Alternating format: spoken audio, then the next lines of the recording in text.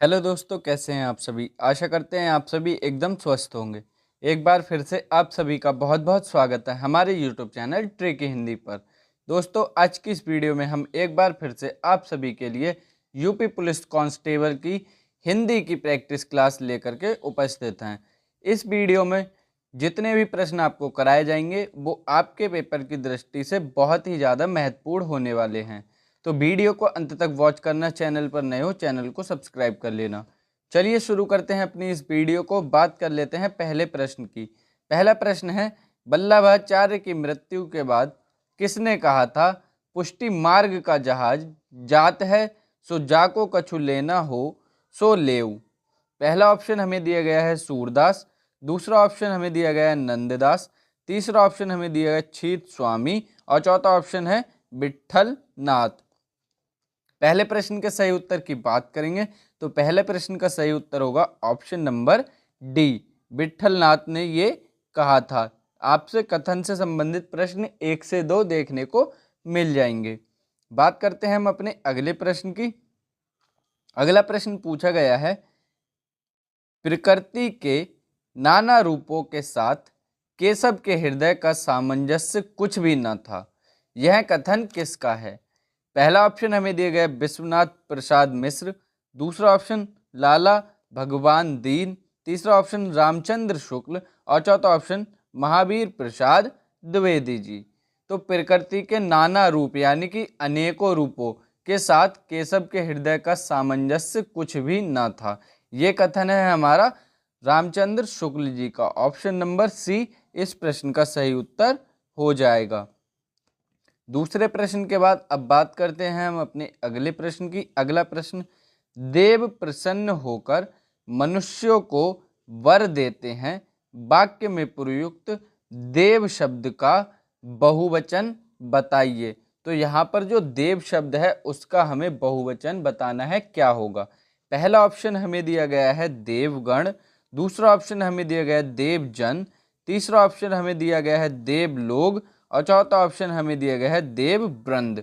बहुत ही इंपॉर्टेंट प्रश्न है। देव का आपसे सीधे सीधे पूछा जा सकता है कि पर्यायवाची क्या होगा, और बहुत सारे बच्चे पहले और दूसरे ऑप्शन में कंफ्यूज हो जाएंगे। तो इसके सही उत्तर की बात करें, सही उत्तर होगा option number A, Devgan. Devgan होता है ना कि देवजन। बात कर लेते हैं हम अपने अगले प्रश्न की। अगला प्रश्न हमसे पूछा गया है, लुटिया शब्द का बहुवचन क्या होगा। पहला ऑप्शन लोटे, दूसरा ऑप्शन लूटिया, तीसरा ऑप्शन लुटियाँ और चौथा ऑप्शन लुटियाएं। तो लुटिया शब्द का बहुवचन हमारा होगा ऑप्शन नंबर सी, सही उत्तर। लुटियाँ हमारा सही उत्तर हो जाएगा। हम अपनी साधारण बोलचाल में भी इस शब्द का प्रयोग कर देते हैं कि मेरी लुटिया डूब गई। बात करते हैं हम अपने अगले प्रश्न की। अगला प्रश्न, उच्चारण स्थान की दृष्टि से हिंदी के अ और आ स्वर हैं। पहला ऑप्शन तालव्य, दूसरा ऑप्शन मूर्धन्य, तीसरा ऑप्शन ओष्ठ और चौथा ऑप्शन कंठ। तो हमें बताना है कि छोटा आ और बड़ा आ, जिसको हम साधारण बोलचाल में कहते हैं, उनका उच्चारण स्थान क्या होता है। तो इस प्रश्न के सही उत्तर की बात करें तो ऑप्शन नंबर डी इस प्रश्न का सही उत्तर हो जाएगा। आ और आ का उच्चारण कंठ से होता है। आइए देखते हैं अपना अगला प्रश्न जो हमसे पूछा गया है, सही कथन चुनिए। यानी कि 4 ऑप्शंस में से हमें बताना है कि कौन सा ऑप्शन सही है। पहला ऑप्शन या और बा ध्वनियाँ अर्ध स्वर होती हैं, दूसरा ऑप्शन व्यंजन का उच्चारण बिना स्वर की सहायता से हो सकता है, तीसरा ऑप्शन अवदेश का विग्रह अब प्लस देश होता है और चौथा ऑप्शन हिंदी में व्यंजनों की संख्या 60 होती है। तो यहाँ पे हमारा जो सही कथन होगा वो ऑप्शन नंबर ए हो जाएगा। या और बा अर्धस्वर ध्वनियाँ कहलाती हैं या फिर इन्हें ही अर्धस्वर की संज्ञा दी गई है। बाकी व्यंजन का उच्चारण बिना स्वर की सहायता से हो सकता है, ये तो गलत है, क्योंकि स्वरों की सहायता से ही जो बोले जाते हैं उन्हें हम व्यंजन कहते हैं। तो ये हमारा ऑप्शन गलत है। अवदेश का विग्रह अवध प्लस ई से होता है, ये भी गलत है। हिंदी में व्यंजनों की संख्या 60 होती है, ये तो पूरी तरह से गलत है। तो ऑप्शन नंबर ए इस प्रश्न का सही उत्तर हो जाएगा। बात करते हैं हम अपने अगले प्रश्न की। व्युत्पत्ति के आधार पर शब्द के कितने भेद होते हैं? बहुत ही इंपॉर्टेंट प्रश्न है, कई बार पेपर में पूछा गया है, छोटे छोटे एग्जाम्स में भी आ जाता है। पहला ऑप्शन 3, दूसरा ऑप्शन 4, तीसरा ऑप्शन 5 और चौथा ऑप्शन 6। तो व्युत्पत्ति के आधार पर हमारे शब्द होते हैं 3 प्रकार के। ऑप्शन नंबर ए इस प्रश्न का सही उत्तर हो जाएगा। कौन कौन से होते हैं? रूढ़ होते हैं, यौगिक होते हैं, रूढ़, यौगिक और योग रूढ़, ये हमारे 3 प्रकार के शब्द होते हैं। रूढ़, यौगिक और योग रूढ़ व्युत्पत्ति के आधार पर ये 3 प्रकार के होते हैं। बात करते हैं हम अपने अगले प्रश्न की। अगला प्रश्न है, मकान, लगाव, मेहनत, नाटक, इन चारों में से कितने स्त्रीलिंग शब्द हैं? पहला ऑप्शन हमें दिया गया 1, दूसरा ऑप्शन हमें दिया गया 2, तीसरा ऑप्शन हमें दिया गया कोई नहीं यानी कि 0, चौथा ऑप्शन 3। स्त्रीलिंग शब्द की बात की गई है यहाँ पर। तो मकान अच्छा है, ये तो हमारा पुरुषलिंग हो जाएगा। लगाव हो जाता है, तो ये भी हमारा पुरुषलिंग हो जाएगा। मेहनत की जाती है, ये हमारा पहला स्त्रीलिंग शब्द मिल गया। नाटक दिखाया जाता है, तो ये भी हमारा पुरुषलिंग है, तो ये भी हमारा पुरुषलिंग होगा। यहाँ पर स्त्रीलिंग शब्द कितने हो गए? तो केवल एक मिला, जो कि है मेहनत। तो ऑप्शन नंबर ए इस प्रश्न का सही उत्तर हो जाएगा। एक हमारा स्त्रीलिंग शब्द दिया गया है।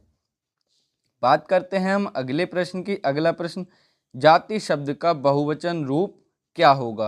पहला ऑप्शन जातियाँ, दूसरा ऑप्शन जातियाँ, तीसरा ऑप्शन जाति ओ और चौथा ऑप्शन जातियाँ। तो यहाँ पर ऑप्शन नंबर बी इस प्रश्न का सही उत्तर हो जाएगा, जातियाँ। इस प्रश्न का सही उत्तर जाति का बहुवचन जातियाँ होगा, जहाँ पर चंद्रबिंदु के साथ होते हैं। बात करते हैं अगले प्रश्न की। इनमें से किस शब्द का प्रयोग हमेशा बहुवचन में होता है? पहला ऑप्शन होंठ, दूसरा ऑप्शन सूरज, तीसरा ऑप्शन पानी, चौथा ऑप्शन सोना। तो हमेशा बहुवचन में जो प्रयुक्त होता है वो हो जाएगा हमारा ऑप्शन नंबर ए, होंठ। होंठ शब्द हमेशा बहुवचन में प्रयुक्त होता है। बात करते हैं अगले प्रश्न की। विद्वान व्यक्ति पूज्य होते हैं में प्रयुक्त विशेषण कौन सा है? पहला ऑप्शन सार्वनामिक विशेषण, दूसरा ऑप्शन गुणवाचक विशेषण, तीसरा ऑप्शन संख्यावाचक विशेषण और चौथा ऑप्शन परिमाण बोधक विशेषण। तो विद्वान व्यक्ति पूज्य होते हैं, तो पूज्य कौन से व्यक्ति होते हैं? जो विद्वान हो, उनके गुण को दर्शा रहा है, यहाँ पर हो जाएगा हमारा गुणवाचक विशेषण। ऑप्शन नंबर बी इस प्रश्न का सही उत्तर होगा, गुणवाचक विशेषण आपको दिया गया है। बात करते हैं अगले प्रश्न की। हमारा समाज उन्नति के पथ में है, इस वाक्य में किस प्रकार की अशुद्धि है? पहला ऑप्शन हमें दिया गया है संज्ञा, दूसरा ऑप्शन है लिंग, तीसरा ऑप्शन है कारक और चौथा ऑप्शन हमें दिया गया है वचन। हमारा समाज उन्नति के पथ में है, यहाँ पर में हमें गलत दिया गया है। हमारा समाज उन्नति के पथ पर है, तो ये में या पर ये हमारे होते हैं कारक संबंधी अशुद्धि। ऑप्शन नंबर सी इस प्रश्न का सही उत्तर होगा, यहाँ पर कारक संबंधी अशुद्धि आपको दी गई है। बात कर लेते हैं अगले प्रश्न की। अगला प्रश्न है, संभवतः वह लिखता हो, इस वाक्य में कौन सा काल है? पहला ऑप्शन पूर्ण वर्तमान, दूसरा ऑप्शन सामान्य वर्तमान, तीसरा ऑप्शन अपूर्ण वर्तमान और चौथा ऑप्शन संभाव्य वर्तमान। तो जहाँ पर संभवतः मतलब कि आशा की जाए, संभवतः वह लिखता हो, तो वहाँ हो जाएगा हमारा संभाव्य वर्तमान। ऑप्शन नंबर डी इस प्रश्न का सही उत्तर हो जाएगा। बात करते हैं हम अगले प्रश्न की। अगला प्रश्न है, निम्न में से भाववाच्य वाक्य का चयन कीजिए। पहला ऑप्शन हमें दिया गया वह रोती है, दूसरा ऑप्शन हमें दिया गया स्वादिष्ट खीर फाइजा द्वारा पकाई गई थी, तीसरा ऑप्शन है वह कौन है, चौथा ऑप्शन उन लोगों से आज खेला नहीं जाता है। तो यहाँ पर ऑप्शन नंबर डी हमारा सही उत्तर हो जाएगा। उन लोगों से आज खेला नहीं जाता है। यहाँ पर आपको भाववाच्य वाक्य दिया गया है। बात करते हैं अगले प्रश्न की। अगला प्रश्न है, संस्कृत भाषा से हिंदी में बिना परिवर्तन के प्रयुक्त होने वाले शब्द क्या कहलाते हैं? पहला ऑप्शन तद्भव, दूसरा ऑप्शन तत्सम, तीसरा ऑप्शन है देशज शब्द और चौथा है हमारा विदेशी शब्द। तो जो किसी बिना परिवर्तन के सीधे सीधे हिंदी में प्रयुक्त होते हैं वो हैं हमारे तत्सम शब्द। ऑप्शन नंबर बी इस प्रश्न का सही उत्तर हो जाएगा। संस्कृत भाषा के जो शब्द बिना किसी परिवर्तन के हिंदी में प्रयुक्त होते हैं उन्हें हम कहते हैं तत्सम शब्द। बात करते हैं अगले प्रश्न की। तांबा शब्द का तत्सम रूप क्या होगा? पहला ऑप्शन हमें दिया गया तांबा, दूसरा ऑप्शन ताम्र, तीसरा ऑप्शन ताम्र ताम्ब और चौथा ऑप्शन ताम्र। तो तांबा शब्द का जो तत्सम रूप होगा वो होगा हमारा ताम्र। ऑप्शन नंबर बी इस प्रश्न का सही उत्तर हो जाएगा। ताम्र शब्द हमारा तांबा का तत्सम रूप होता है। बात करते हैं अगले प्रश्न की। अगला प्रश्न है, दर्प का पर्यायवाची कौन सा हो जाएगा? पहला ऑप्शन हमें दिया गया स्वाभिमान, दूसरा ऑप्शन व्यथा, तीसरा ऑप्शन अहंकार और चौथा ऑप्शन हमें दिया गया तिरस्कार। बहुत ही इंपॉर्टेंट प्रश्न है आपके पेपर की दृष्टि से। दर्प का पर्यायवाची शब्द जो होगा वो होगा हमारा अहंकार। ऑप्शन नंबर सी इस प्रश्न का सही उत्तर हो जाएगा। बात कर लेते हैं हम अपने अगले प्रश्न की। अगला प्रश्न है, दिए गए विकल्पों में से कर्पण का विरुद्धार्थी शब्द चुनिए। विरुद्धार्थी मतलब कि विलोम शब्द कर्पण का। पहला ऑप्शन तंगदिल, दूसरा ऑप्शन कंजूस, तीसरा ऑप्शन उदार और चौथा ऑप्शन उधार। तो कर्पण का जो विलोम शब्द होता है वो होगा हमारा उदार। ऑप्शन नंबर सी इस प्रश्न का सही उत्तर हो जाएगा। कर्पण का विरुद्धार्थी होता है उदार। बात कर लेते हैं हम अगले प्रश्न की। अगला प्रश्न, जो अभी अभी उत्पन्न हुआ हो उसके लिए उपयुक्त शब्द कौन सा हो जाएगा? पहला ऑप्शन दत्तक, दूसरा ऑप्शन अद्य प्रसूत, तीसरा ऑप्शन अंत्यज और चौथा ऑप्शन प्रसूत। तो जो अभी अभी उत्पन्न हुआ हो उसे बोलते हैं अद्य प्रसूत। ऑप्शन नंबर बी इस प्रश्न का सही उत्तर हो जाएगा। फिर हम बात करते हैं अगले प्रश्न की। अगला प्रश्न, कान के नीचे लटकता हुआ कोमल भाग के लिए एक शब्द। पहला ऑप्शन हमें दिया गया कर्णफूल, दूसरा ऑप्शन कर्णाभरण, तीसरा ऑप्शन कर्णपाली और चौथा ऑप्शन कर्ण। तो कान के नीचे जो कोमल सा भाग लटका हुआ होता है उसको हम क्या कहते हैं, ये पूछा है इस प्रश्न में। तो इसका सही उत्तर होगा ऑप्शन नंबर सी कर्णपाली। इसे हम बोलते हैं कर्णपाली। ऑप्शन नंबर सी इस प्रश्न का सही उत्तर है।